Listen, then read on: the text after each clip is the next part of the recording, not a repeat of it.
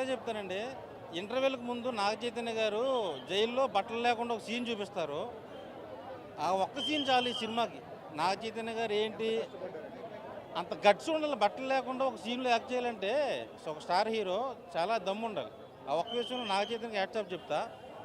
Cinema అయితే మొత్తం దొల్లగొట్టేసాడు.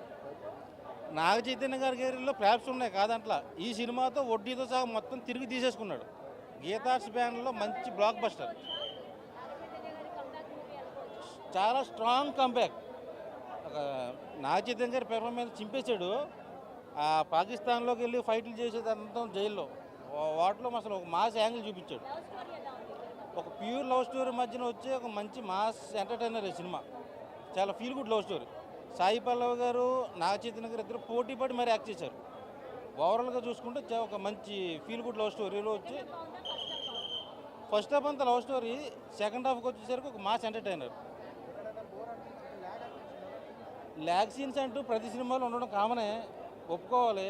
ఆ ఒక్క సీన్‌ని పట్టుకుని సినిమా అంతా ల్యాగు అంటే కరెక్ట్ కాదు. ఎవరినైనా అడగండి సినిమా బాగుందని అంటారు తప్ప యావరేజ్ అని ఎవరు చెప్పరు. ఎందుకంటే నాగ చైతన్య గారి కెరీర్‌లో అక్కినేని అభిమానులు కాళ్ళు ఎగరేసుకుని ఇది మా సినిమా అని చెప్పుకొని గర్వంతో చెప్పుకుంటారు ఈ సినిమా. 5కి 4 ఇస్తా. చాలా బాగుంది సినిమా. లేదు, ఇద్దరు ఒకరినొకరు పోటీపడి చేశారు కానీ ఇది ఒక రియల్ ఇన్సిడెంట్స్ తీసుకుని తీశారు ఈ సినిమా. చాలా రియలిస్టిక్గా తీశాడు. చందు ముండేటి ఆ విషయంలో మెచ్చుకోవచ్చు. న్యాచురల్గా చేశారు. న్యాచురల్ సీన్సే ఉన్నాయి. ఒక అది చెప్పానుగా, ఒక ఫీల్ గుడ్లో పోయి లవ్ స్టోరీ.